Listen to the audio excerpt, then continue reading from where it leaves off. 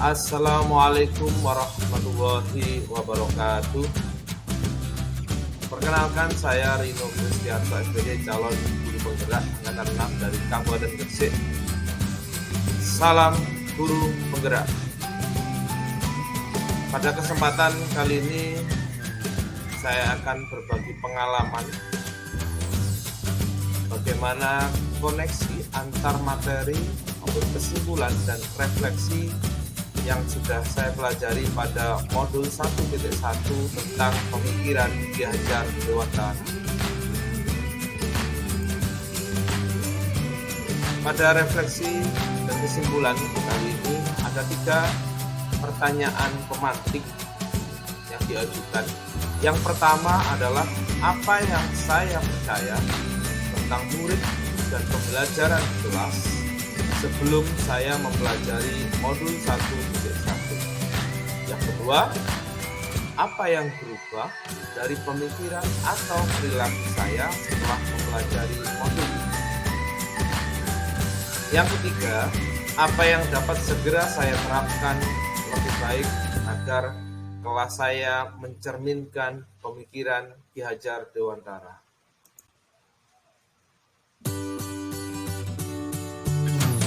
Untuk menjawab pertanyaan yang pertama, saya akan menjelaskan paradigma lama yang saya miliki sebelum saya mempelajari modul 1.1 terkait murid dan pembelajaran.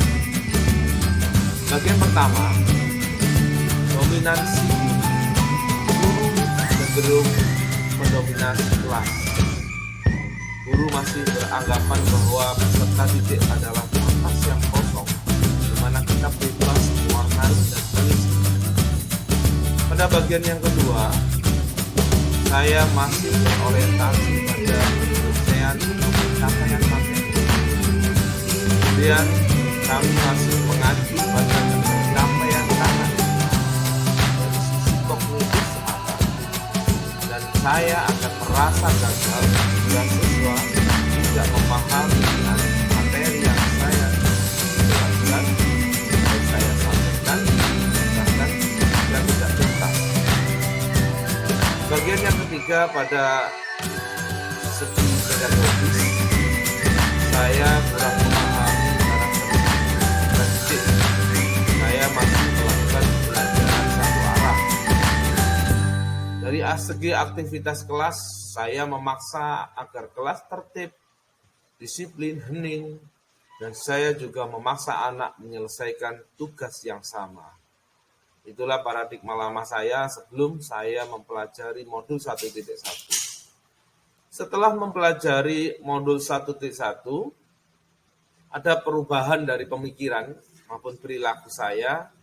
Yang pertama, pembelajaran harus berpusat pada peserta didik sesuai dengan kodrat alam dan kodrat zaman. Yang kedua, guru harus menghargai setiap peserta didik sesuai dengan karakteristiknya. Kita tahu bahwa mereka punya gaya belajar, punya bakat, punya minat. Yang ketiga, kita harus memberikan kebebasan kepada peserta didik dalam menyelesaikan tugas sesuai dengan karakteristiknya. Yang keempat, kita harus selalu memberikan stimulus agar anak aktif dan kritis. Jangan lupa selalu memberikan apresiasi dan reward. Guru akan melakukan refleksi setelah melakukan kegiatan pembelajaran, karena ini adalah hal yang penting untuk evaluasi dan perbaikan ke depannya bagi guru. Berikutnya, kita harus menerapkan pembelajaran yang inovatif dan kreatif dengan mengintegrasikan ice breaking maupun permainan.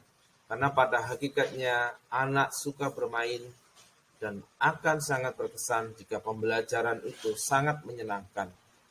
Dan yang terakhir, kita harus menyeimbangkan ketiga aspek ini, baik kognitif, afektif, dan psikomotor. Selanjutnya,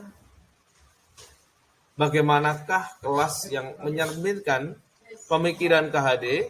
Yang pertama, yaitu mengidentifikasi karakteristik anak.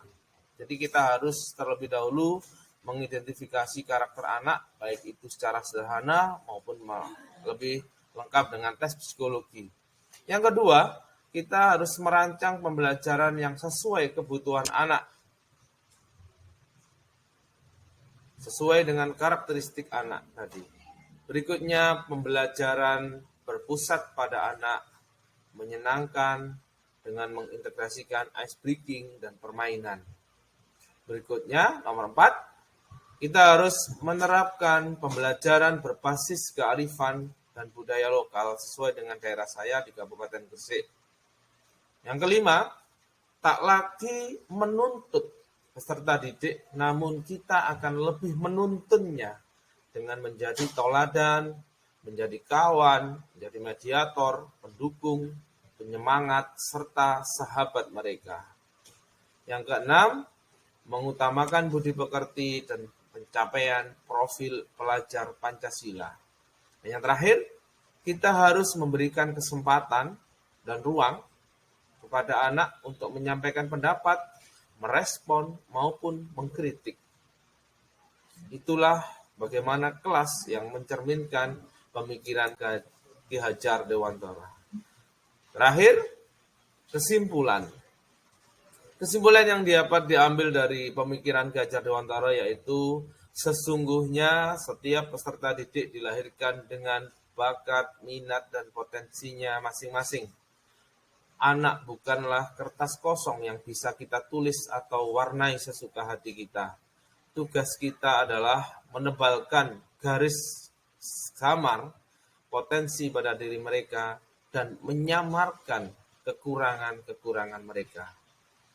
Saya kira itu sharing pengalaman dalam mempelajari modul 1.1 tentang pemikiran Ki Hajar Dewantara.